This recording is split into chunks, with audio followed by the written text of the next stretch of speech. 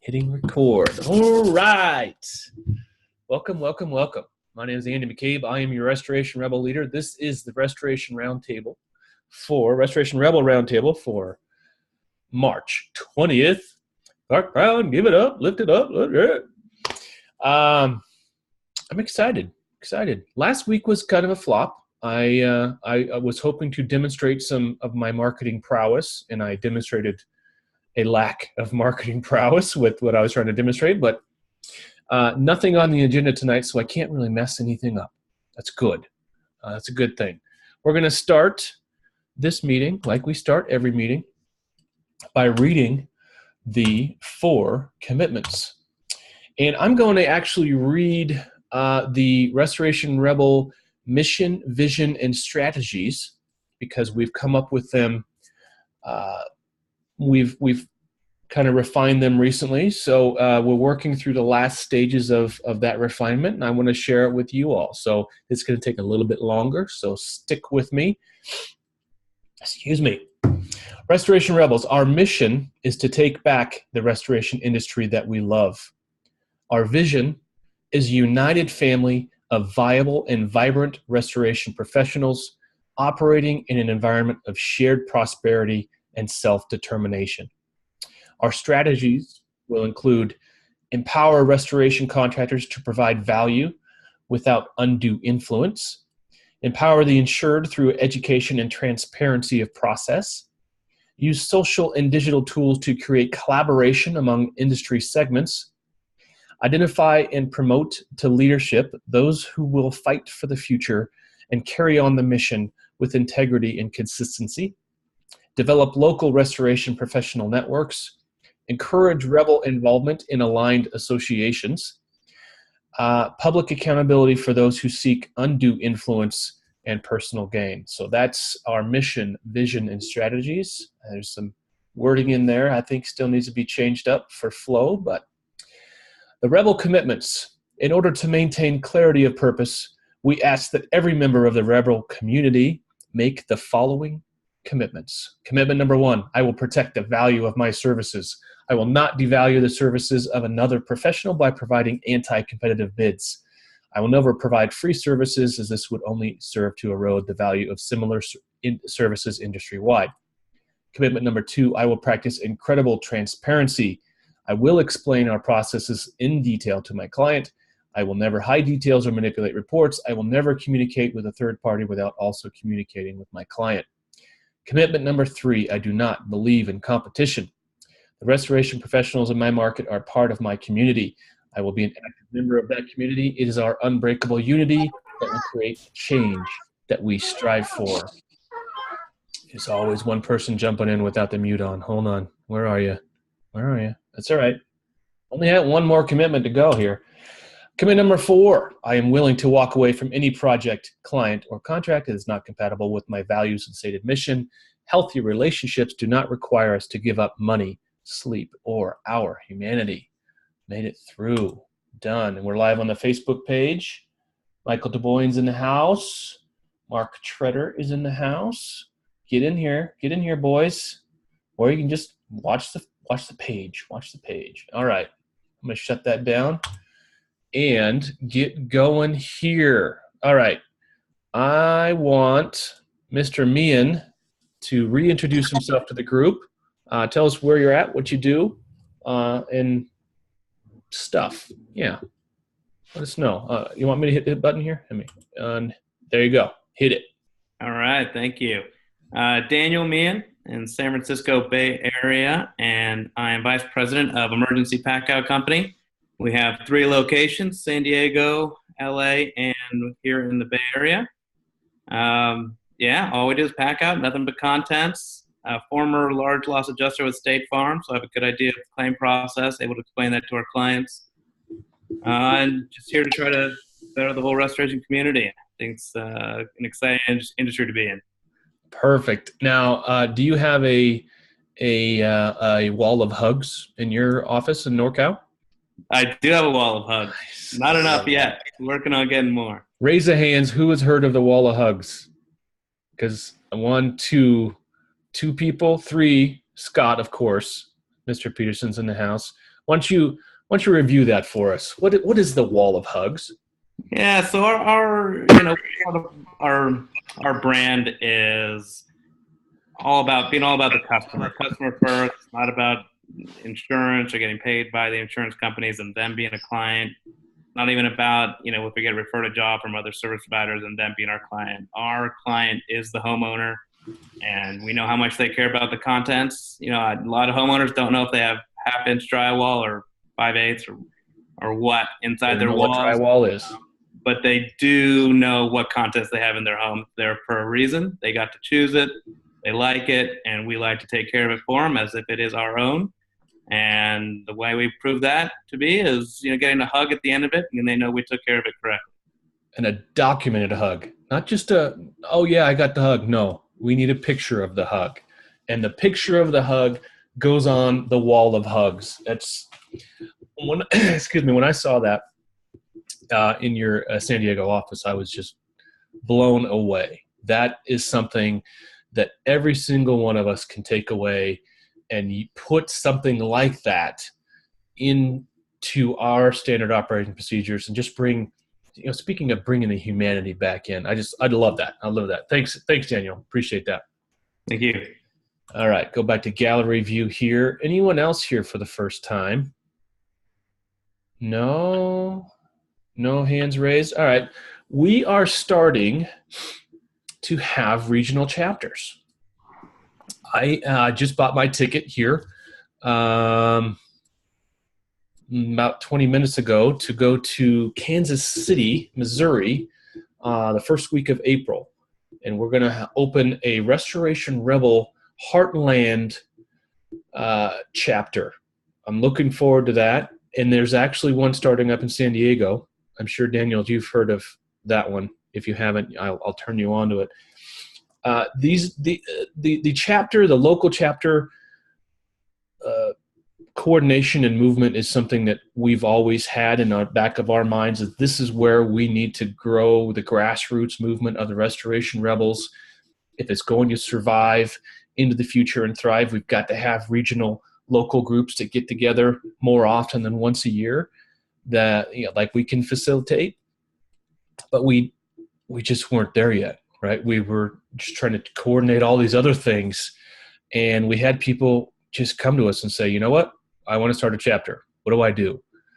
And Klark and I said, do it, and we'll figure it out. So that's what we're doing. We're figuring out the rules and the layout and the structure of what these regional chapters will look like on the fly. And I'm excited. So I will report back to you guys after my trip to Kansas City. And sounds like now that I spilled the beans that I'm flying to Kansas City, I better fly down to San Diego to take care of that chapter as well. It's a little bit closer. I could almost drive. But I'm excited. This is the next step. This is the next phase of what we're all trying to do, which is influence and change our industry. And the best way to do it is on a local level. Does anyone here have any? Scott, are you familiar? You were made aware of the San Diego chapter, yeah? Yes. Yeah, we're in there. When's the first meeting? You have to get with Ray. Shut up. You have to get with Raymond on that. Okay. All right. I think he's just trying to get an introduction with everybody to visit everybody first, and then plan some type of get together. Yeah. Sounds like a good idea. And Sherry says I should come skeet shooting in Florida. Well, I might as well just go there because it's really close to Kansas City, Missouri, right? Because I mean, it's only like this far on the map. So we're having ours, Andy, on Thursday. Thursday. Which chapter? Yeah, Kansas City. One you're going to in April. You're having an early. Oh, you're having your first one early. Yeah. Like in 2 days. Oh, okay. Yeah. What I'd like to do, and where did you go? I saw Ben on the call. He cut his video out, but he's here. I'd like to lead you guys through the pricing, at least the first part of the pricing feedback and custom price list conversations. I think if we start that type of training at the local level, it's going to have the biggest impact for us nationwide. So look out for that. Who is in Phoenix that wants to volunteer to start? You came up as Clark Brown. I'm sorry. Oh, yes. We keep hitting the button at the same time. You there? No, I can't hear you at all. There you go. No, nothing. Nothing. Put it in the group. Yeah. And we will have some sort of rules. And here's the rule. The rules for local groups are the same as the rules for the whole group. Don't be an asshole. And then reach across the aisle and truly believe that there is no competition, and go make friends of your former competitors so you can start working together. That's the rules. Okay. Mileage range of chapters. It's a great conversation. I'm glad I didn't have a Ben sharing something. Ben, you want to comment on what you just shared? I apologize. I wasn't meaning to stop anything. I just wanted to share a post out there by a consultant in our industry that's supposed to be a consultant for contractors. Yeah, and, let's have that conversation. Let's get through the first part of the. Yeah, let's talk about that in about 5 minutes. How about that? And that's fine. You guys can go over it. I'm at my son's soccer game, so I won't be able to stay on for very long. I just wanted to point out. I mean, you guys can read on both the pictures I just sent, and the math is clear based on his numbers. So he hasn't responded to me at all. He did try connecting with me on LinkedIn, but I was already connected with him on LinkedIn.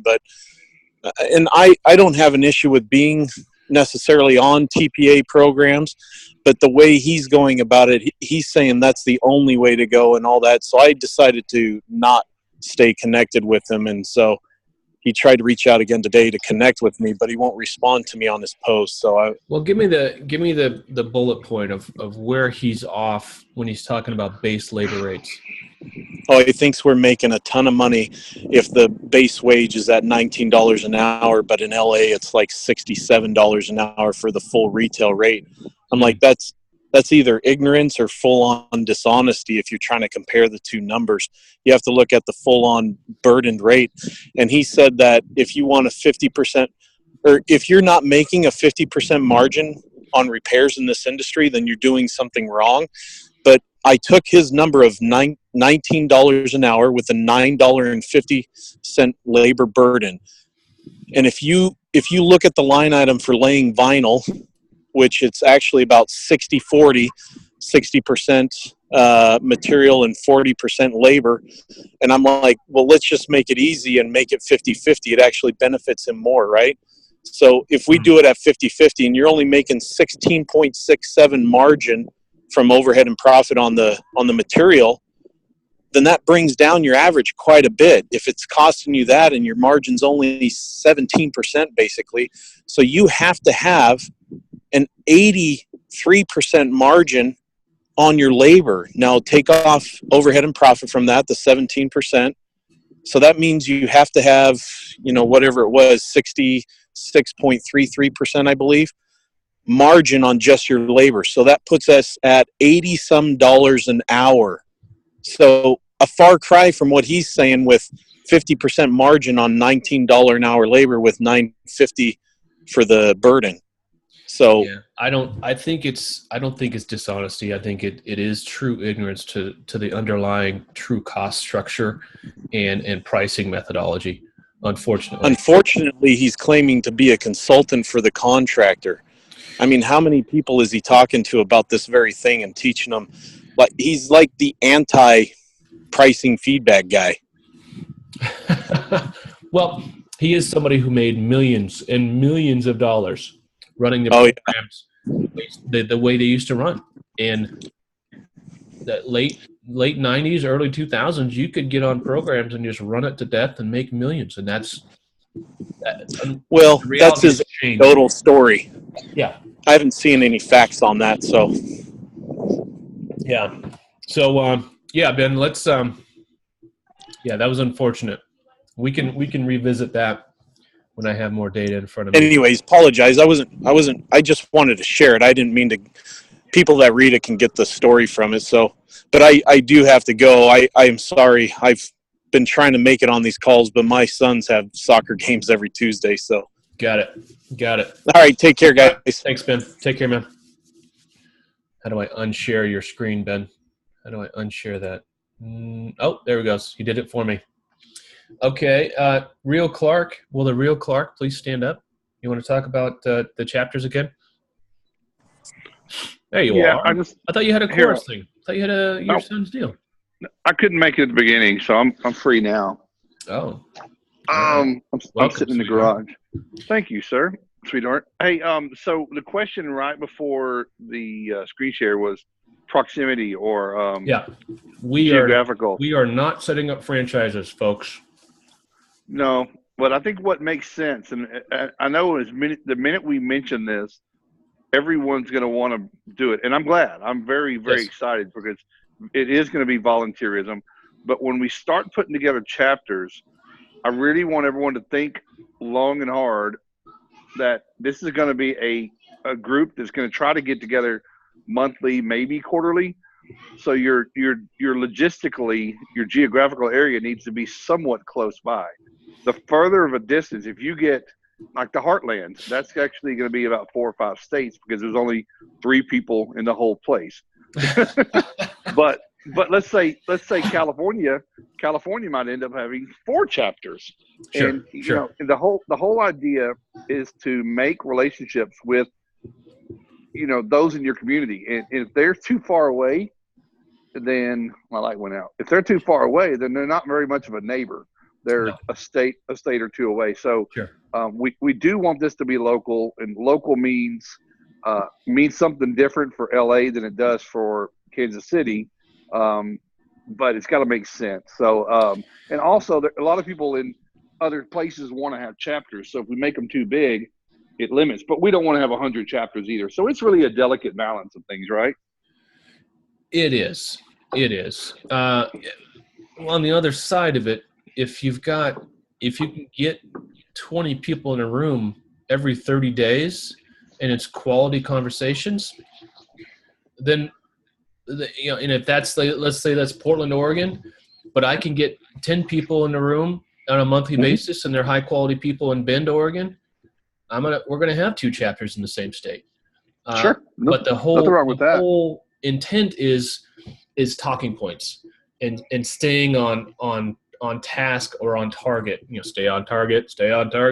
My favorite quote from Star Wars.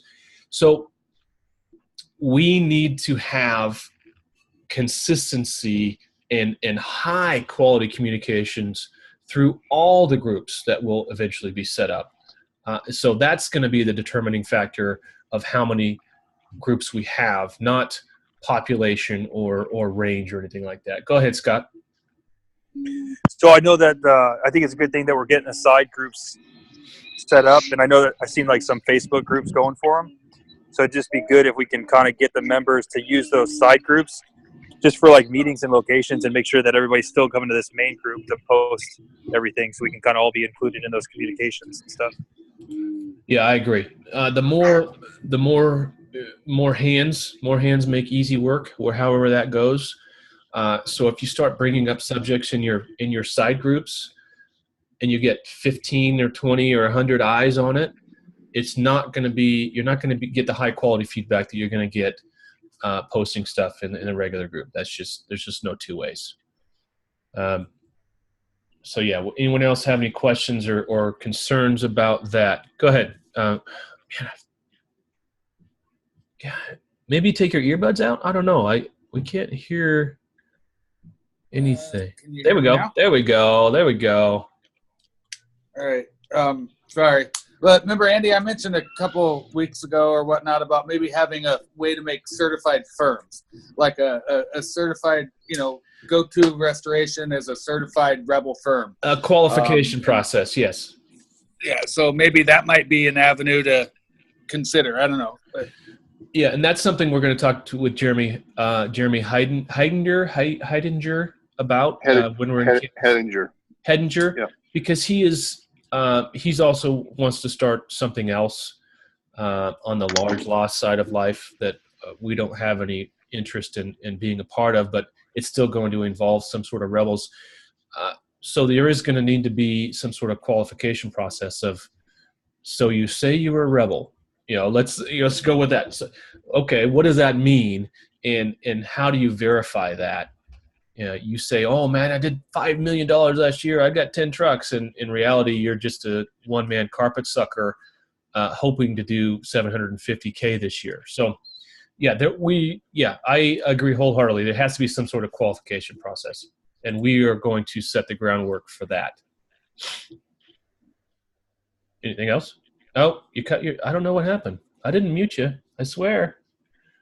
It's got to be the earbuds.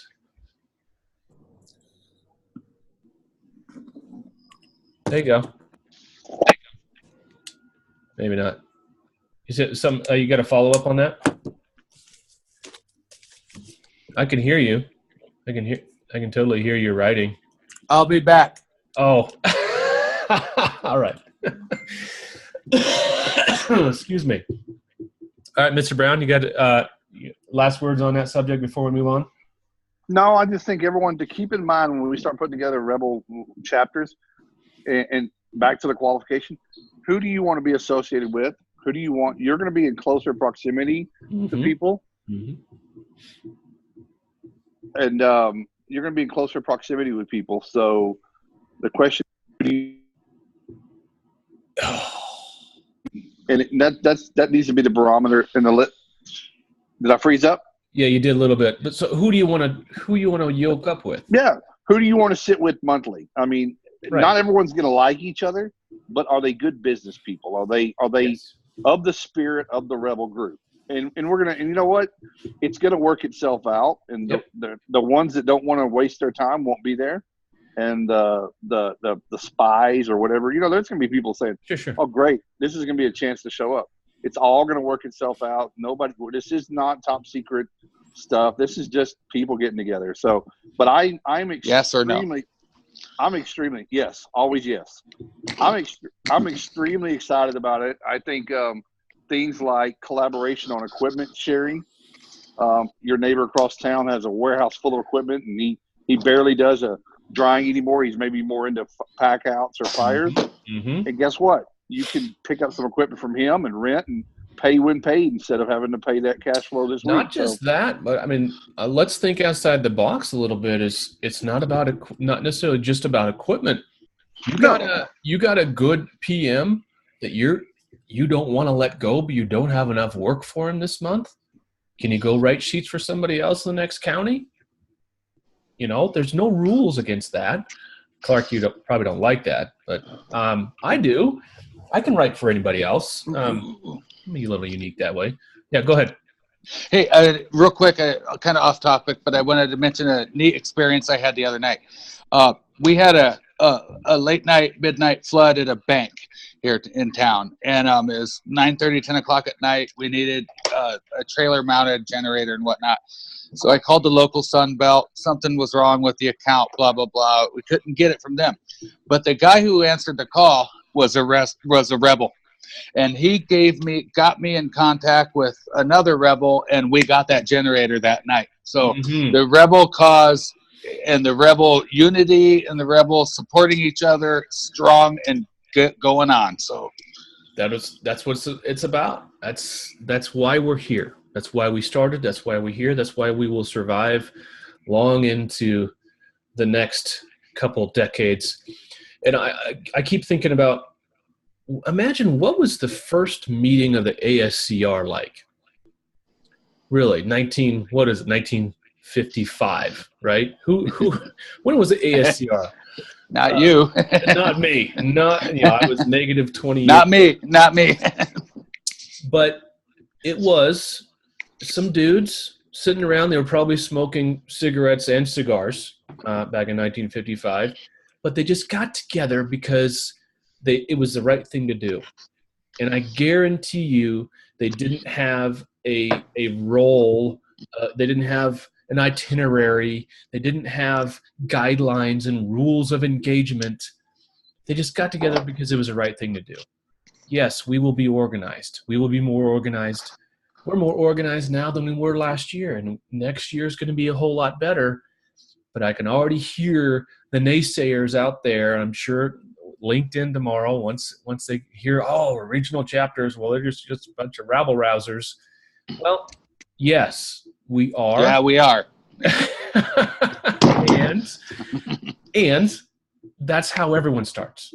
So we got to start somewhere. So we're going to get going. And I was at the point where it was, I think both Newman and Jeremy, both Nathan and Jeremy texted me or messaged me on the same day, said, hey, we want to start chapters.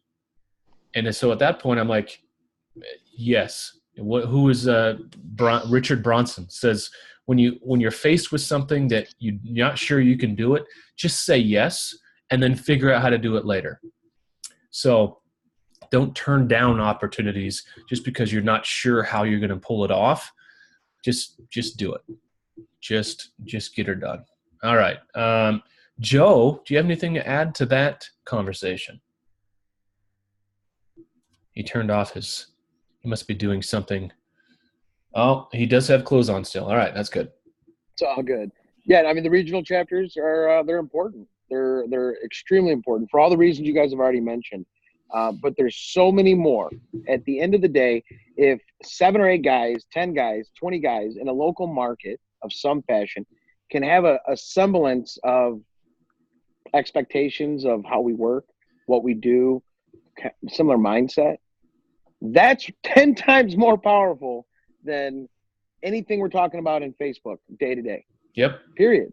Because it's so tangible, and it's real, and it's obtainable, and it actually makes this movement go faster.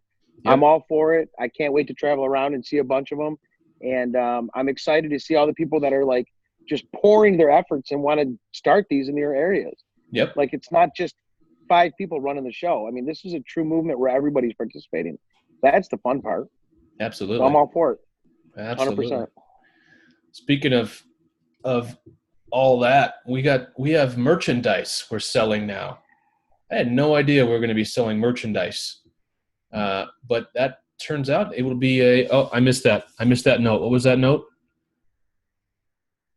Rebel Tour. Well, Klark and I keep promising each other we're going to get sponsorship for a Rebel Tour and get a big old RV and just plaster the sides with Rebel flames. And I've got it all planned out, man. I'm so excited. Do you have you have the like are we going to start in the north and go counterclockwise? Or, I mean, that would be so fun. It depends on the time of year that we start. Well, and here's the deal.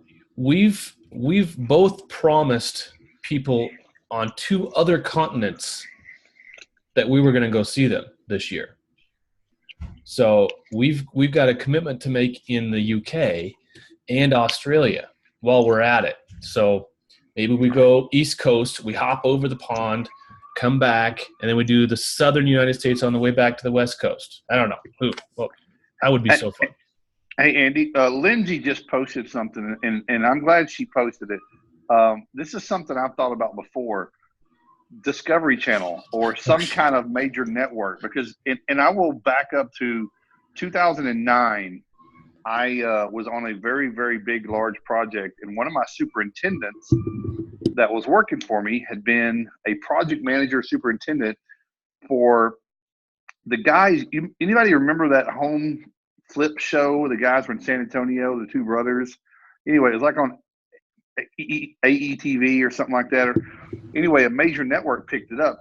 He was pitching at that time. This superintendent was pitching like the Discovery Channel or DIY network to do an A&E network. Lindsay said to follow a group of Ray. Yeah, somebody needs to push mute. I got it. Think about this. What we do, especially when you start getting into national cat stuff, what we do is really interesting. It doesn't make a lot of sense. There's a lot of characterization in it. There's a lot of different things going on. And we're about to have the biggest hurricane season in 70 years. Yeah. Yep. So what Lindsay's saying is like a Discovery Channel, and following this tour across America. Just grassroots. I mean, that's grassroots as it gets, right there, right? Yep. Well, if we can, it pencils out pretty quickly once you get some just a broad group of people paying a small amount of money. It'll pencil, and then you add a sponsorship on top of it, and it's good to go. Go ahead. It's amazing we bring this up tonight because I literally was talking to my wife just last night about, having a reality TV show with restoration. And you guys are the stars. So come on. We got to find out the producers and the directors. We got to put it together. Come on. Well, we got the brand. I mean, right. We got the brand. Let's make the show. Come not on. to be too immodest, but I think our brand is pretty good. Oh, yeah. Yeah. All right. Who else? Nathan Raymond, why don't you tell us your plans when your mouth is not full of, looks like Mexican food, for your, when's your first meeting? You have a first meeting scheduled? No, I haven't scheduled a meeting just yet. I would like to, I've been going out every single week and doing something I've never done before and reaching out to restorers in my area and just setting up lunch meetings. And I see it like it's actually beneficial from two angles. Beneficial for the rebel movement, which I speak about a lot and stuff. And it's amazing. I mean, I only learned a lot of this stuff recently myself, but I blow these people's minds away. Mm-hmm. And you see, I see it often that like that little spark in their eye suddenly, like, oh wow, there's other people out there that share the same pain, and and the fact that something's being done about it, they're skeptical in the beginning because they just don't believe, they've just been beat down like everybody else. But then when I tell them a little bit about what I'm doing and how things are working out, they they're interested. And it's also a good networking for me as well as just as a company, to network with other restorers. But the goal is to try to grow the group a little bit. You know what I mean? I don't want to throw a meeting, and I want to start off with a bang. When I make a first meeting, I want there to be a nice group of people, so that way it resonates and that will kind of spread and stuff. I don't know. Maybe that's the wrong approach, but we would like to get our first meeting set up soon. But I would like to, at least have like 20, 30 people, show up to it, not just 2 or 3 people, that kind of thing. Well, in between, I'm sorry, my phone keeps making noise. I'm going to turn it off. In between 5 and 10 and 20 and 30, there's a good number to go, right? So don't wait. I mean, you never wait for perfection. Never wait for what you plan to have. You get 20 or 25 people interested. You're going to have 15 to 20 show up. I think it's a good place to start. Yeah. That's it. Also Nathan and Jeremy, keep in mind as we grow this, you can have local sponsors come in and present to your group and actually maybe even bring a meal or something. So you can start adding value to your meetings by maybe like on a local Aramco or something like that. Has anyone, you guys, Southern California guys, taken the Actionable Insights courses? Yeah. Yes. Yeah. So you saw how they do their lunch sponsorships, right? Yeah. I'm aware how they. I thought it was. They find local guys in that market to come in and bring in lunch, and when they're all eating, they get to present. One of the guys was an asbestos guy. One of the guys was an environmental guy. Yeah. So yeah, I plan on doing things along those lines. Yeah. Because otherwise, I do a lot of costs afloat. Exactly. I actually am a member of the San Diego Actionable Insights, but I don't live there. I live in Phoenix, but I want to start that here in Phoenix. So, I want to have a local Phoenix chapter and do the same thing. So. Yeah. Well, it's just great education. And then you're not only partnering with other restoration professionals, you're partnering with subcontractors to the industry, and you make a sub happy. They touch a whole lot more people than you can ever touch. Talk about networking. It's really good. Excuse me. Training. Yes, Lindsay, I want to incorporate all kinds of training into these meetings. Working, developing a curriculum, and the first curriculum I want to develop is this pricing feedback and custom price lists. That's our number one. You know, people get mad at us because we preach on 10 and 10 and we won't get off this 10 and 10 thing. Well, if pricing was adequate, we wouldn't need it. So let's change that. We have that within our grasp. We can change our pricing so it will make 10 and 10 irrelevant. It'll just be baked in. Like they say it already is, right? Overhead's already baked in. All right, don't get me started, McCabe. So let's see here. Yes, Sherry, it is going to be the biggest hurricane season we've seen in 70 years. It's going to be epic.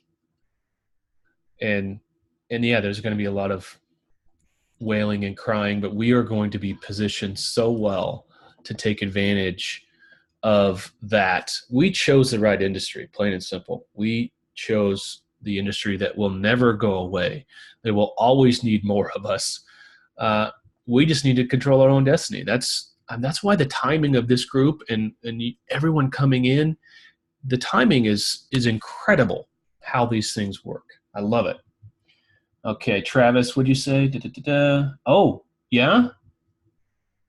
Third quarter, okay. Yeah, so I talked to Mark and Seth.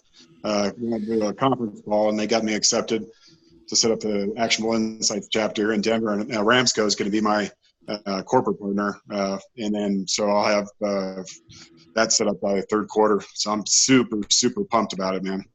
Well, I can drive to Denver before that, and we can start a Rebel chapter before third quarter. Well, I'm thinking so, too. That's what I was kind of getting anxious about. So let's make it happen. I just snowboarded today and about 8 inches of powder all day. So it was amazing. It was better than Fiji. Oh,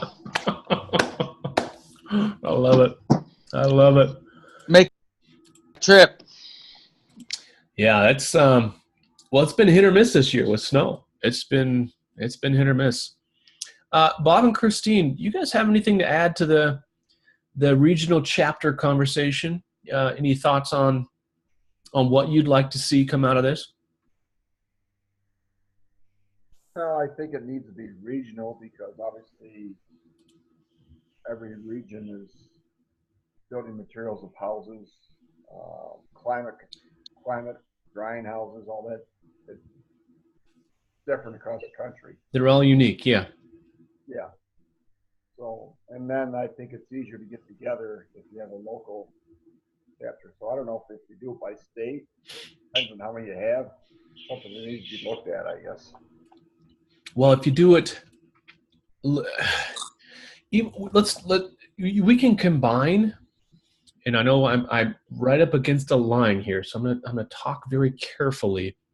We can conceivably combine the pricing feedback education with the local chapters and have those two things be very congruent.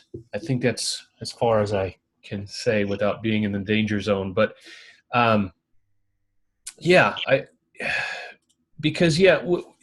take Bend, Oregon. We got hammered last year. All kinds of roofs, 30,000 affected homes in the county.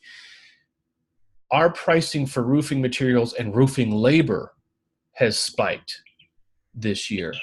Has our price list correspondingly changed? No, I don't think it has, but it should have if we were doing the pricing feedback correctly. So I think those two things go hand in hand, and before long we start seeing this upward trend like we should have been seeing the last 15 years in pricing, and we will start making money again instead of just begging. Hey, Andy. Yeah.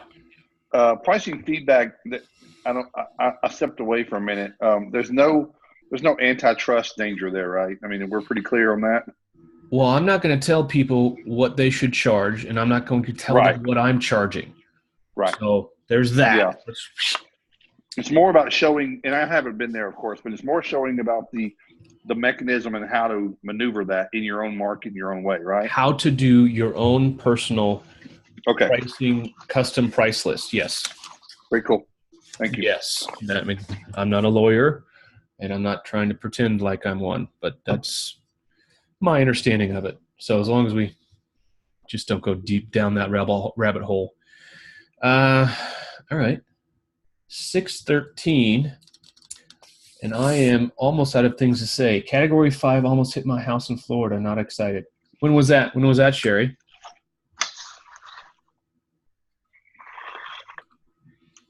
She doesn't know. Hey, Andy, I've got Yeah. something. Irma. If nobody, Yeah. Irma if nobody, Irma was supposed to do a whole lot more damage last year than it did. It could have been bad.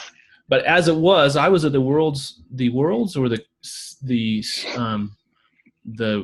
United States' largest contiguous orange grove, and in Florida, and there were buildings, structures, like gigantic structures, that the only reason I knew there was a structure there is because there was a slab on grade. There was nothing left. So there's parts of Florida that Irma hit really hard. It just didn't hit the populated areas like it could have. Go ahead, Clark. I wanted to talk about a future thing, but I really wanted to see if anybody else had anything else about what you've already talked about. All right, open mic. Oh yeah, I forgot to say this. This episode is brought to you by Big Dog Growlers here in Bend, Oregon. All right, I'm working on my sponsorship deals. Gotta pimp them out. Anyone else?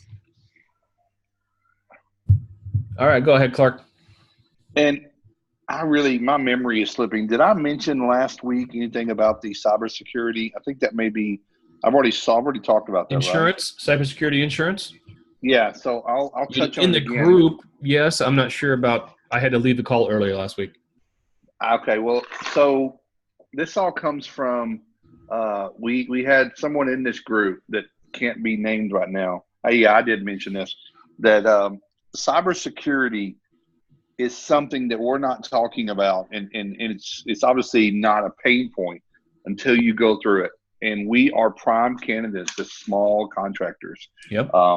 Criminals they knock on houses and they break into houses that don't have security alarms or Rottweilers. So as a guest, I've got two people. I talked to the second one today. One's an insurance agent that specializes in selling cybersecurity insurance now. Okay. And he's going to talk about that as a value proposition, what it covers, and more importantly, maybe what it doesn't cover and what you have to do to qualify. And then another guy that's going to be on there talking about his company does small business security for cyber as well as in the cloud, and protecting your clients and all their email addresses for everyone that you've ever serviced, et cetera, et cetera. So we're going to probably do that. Me and Jonathan talked about it today. He's probably going to do a podcast with video, but we may do a Zoom and then stream it live to Facebook and take some questions. But we don't want to have 30 people in a room like this and do it. We want it to be about the guest, but we'll take questions, and then it'll be recorded for future. So perfect. I want to probably try to do that before we get out to Misery. I want to real quick. It's coming up fast. I want to real quick jump into the cybersecurity for the small contractor. Is a big thing that I think a lot of people in our industry are not ignoring, but just not recognizing that it is as big a industry consideration that it is. That we all take credit card payments and stuff like that, and those payments and those records are on our servers, on our system. So yes, cybersecurity is a big thing for us to consider, and it's a big thing that we need to tell our customers and our consumers that we have them covered. So absolutely, we're a big target because we don't have the IT infrastructure of big businesses, and that's the biggest reason. We're not big targets because we have a lot of money, but it doesn't take a lot of money that disappears overnight from our bank accounts to put us under. Right. Well, this one person lost $170,000, cannot recover it. And I just want everyone to sit and think about, what would your business be like if you lost? That's everything. That's all of the O&P stuff you've been talking about goes away when you lost $170,000. Yeah, and unless you have a rider or a separate policy that specifically includes that, your standard business insurance doesn't cover that. You might get $10,000 out of the deal, Right. Yeah. That we're. How do you recover? Sometimes you don't, and that's the threat. So what's the insurable risk there? Yeah, I'm looking forward to that conversation. I'd like to have that. I used to sell insurance. I don't know how many of you guys knew that. I used to have my 6 and my 63. I sold life and health and property and mutual funds. So Nice. I know a thing or two. Nice, Andy. Uh, Is there anything in this industry you haven't done? Think hard. I don't know. Well, I've never been a captive adjuster. I've never worked for one insurance company in house, so I've never done that. Man, that's a great question. I don't know if there's a whole lot I have not done. I bring it up because I remember a conversation with one of my employers. We were doing a WIT meeting, which we call work in progress meeting. And he told us, he goes, I've done your job. I've done your job. I've done your job. I've done your job. And as I remember that conversation, so that's why I bring it up. So, yeah, I mean, I've sucked poop. I've been the last guy or the first guy back to the shop at 2:30 in the morning and scraping the ice off the sidewalk so the next crew doesn't fall down. I've run bigger operations and smaller ones and everything in between. So there's that. Here's a question: how many people in the group here have pollution insurance? Boost. Pollution. Oh, pollution. Well, everyone should. All right, I'm gonna go to gallery view. And for those brave souls who are willing to admit it, who does have pollution insurance? Yes. And if you don't, what's asbestos? What's mold? All right, that's the big one. And now with silica, I'm so uneducated. And Lindsay, good to see you. I'm sorry you have to go. Have a great week. This whole silica thing scares the crap out of me. I'm not really very educated on it, but if you don't have pollution insurance, talk about being exposed. Talk about have a big old. I mean, you're just flapping in the wind there, ready to be just destroyed. Hey, you think TPAs are going to be hard on you? Wait till OSHA and EPA get a hold of you. Yeah, OSHA gives no does not care. Mm-hmm. 0 F's given. OSHA just wipes you off. I've had guys follow all the OSHA guidelines, all the EPA guidelines, and they still come in and shut down jobs because they can, even though he hasn't done anything wrong. I had somebody tell me, and I don't know how true this is, but somebody told me that OSHA is one of the only government entities that is not subsidized by the federal budget, that they solely rely on the fines that they collect from contractors that are. I'm not sure if that's true. But I see Robert nodding his head. It rings true. I believe that's true, but I've had EPA on me one time, and it was all over a cleaner that I used on a mold job, and they tried to get me for using it improperly. So anything you tell them, do it. Use everything by the label and stick to your story. This is how I used it. This is how I applied it. And they're going to hound you for 3 or 4 months. So when you first open your mouth, that's what you stay with. Yeah. Did you have your MSD sheets on you? I had everything in place but I didn't. I called a chemical manufacturer trying to get some further information on their product and everything, and they wouldn't help me out there. They're like, "Oh, this is on you." So, so here I am fighting EPA. And find a different chemical manufacturer. The whole 9 yards, but they finally left me alone. Man, they'll jump on you like a pit bull on a duck. I mean, it takes one customer with allergies and her complain, and here you go. Mm-hmm. That's the truth. That's the truth.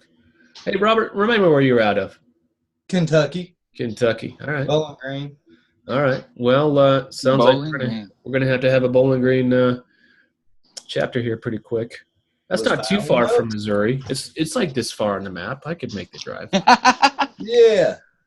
If it's raining, we'll float you over on the boat. I like it. I like it. Oh, well, we're going to end early. Unless someone has a last word, I hesitate to do that because I know that Klark or Joe are going to have a last word, but I'm going to lay it out there anyway. Any last words before we close it out for tonight? We'll keep it pedestrian. All you get for me is have a good night. All right. Well, I am glad y'all are here. If you're not coming to Nashville, that's too bad. If you are, get your ticket. Get your ticket. I want to. All right, make it happen. Make it happen. If you talk to me real nice, I might have a discount coupon for you. Don't let it get out between all the thousands of people that are going to watch this after. And if you want stickers, if you want this one, we got this one right here, the decal that I have on my truck. We have those for sale right now. I'll post the link up to the shop. We've got mugs, and I'm going to work on some T-shirts this week. So if you guys want some Rebel swag, it's going to be in. I want T-shirts. All right, I'll make a design and put it up there. It's amazingly Shopify. If you guys are into stuff, hey Danny, you guys on Shopify? You guys do the Cincy thing, right, Mr. Burnett? Are you guys on Shopify? We are not. All right, we're way off the reservation here at the last minute of the call, but I've been very impressed with Shopify and the way they do their online merchandising and stuff. So you guys are locked into Cincy has their own thing, right? They have their own what do you call it? Workstation and website. Yeah. Oh, okay. All right. Hey, well, since you got me here, you got it. You get the last word, man. I love you guys. So, what's up? Did Klark check out already? No, I'm here. He's here. I'm here. Happy birthday, Diane. Oh, happy birthday, Diane. That's right. Thank y'all. Welcome. Did you check out the coffee? Which coffee? Uh-oh. What did I miss? Oh, he sent me private label coffee. Yeah, I looked at it, Danny. I'm probably going to do something about that, but we're trying to get the I'm going to let him do the merchandising. I'm trying to get the Summit plan, but I'm a big coffee fan. I'm also thinking about patches for people to put on their iron-on or something patches. That's not a bad idea for their guys. Not a bad idea at all. That'd be awesome. Well, the other thing is, are you guys serious about the whole reality show, or is that just talking at you behind? I am. Okay. My next door neighbor, I don't know if any of you guys saw Airplane Repo. It ran about 3 seasons. Yeah. Airplane Repo. No, that sounds like I saw it. Discovery Channel. Okay. One of the main 4 guys is my neighbor. Oh. He's worked very closely with Discovery, and so I can have that conversation with him, and I'm at the very least could probably get some names. I don't know if it could go further than that, but let him know. We got 2 guys that have faces for radio, and we were willing to drive. So, well, they love a train wreck. Let's I've seen you do that. Yeah. Let's make it happen. Why not? Why not? We need. Okay. If Mr. Belfour guy, I'll have the conversation with him and see what he has to say. How many of y'all saw the Undercover Boss with Mr. Belfour guy? You know, how good was that for Belfour? I think Danny is secure in one of the 4 spots on the show. Oh well. Oh, is there 4 or 5? Now are we calling dibs now? All right. All right. Andy, quick question. I got the Phoenix spot. So. All right, Mr. Raymond, what's up? I'm just curious, and maybe I'm coming late into the game to ask this question. Why is the Rebel Summit being held where it is? based on feedback and the word is escaping me. Surveys from the last feedback. Survey feedback from the Geographically, that's where the best place to do it was, essentially. No, that's what the people that spoke said it that's was. what the masses said. I'm not sure. There's I'm not in love with Nashville myself. No. Raymond, there's probably 40 right answers, but we can only pick one. The next one we're talking about, well, I won't even say what we're talking about, but there was a lot of. I mean, we got more answers for Nashville than anywhere else. Yes. We got a couple of Vegas. We got some New Orleans. We got a Denver, actually, Travis. We got a Denver. And my daughter lives in Nashville, so I mean that gives me an excuse to go there. So there you go. Make it happen. All right, fair enough. What next time we're gonna get loud on this end, huh? You're gonna. Hey Nathan, I'm a big fan of San Diego, though. Nathan, I won't lie. Me too.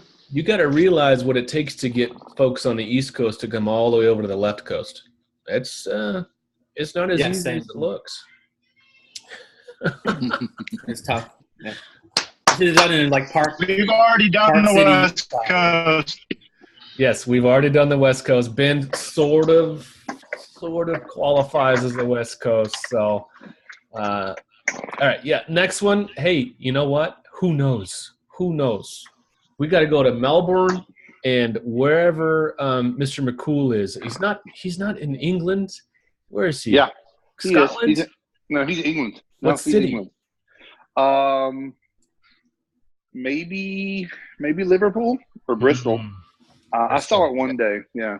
Was that John McCool? Is that who you're talking about? Yes. Yeah, that name's so fake it has to be real. Exactly. Yeah, he's the original. All right, y'all. Hey guys, I'm out. See you. Yeah. See you, Clark. Have a great week, y'all. Any questions, anything we can help you with, let us know. Get in the group. We're all a family. And I love you. Thanks for being here. Big hugs. Big hugs. Big hugs. See you guys.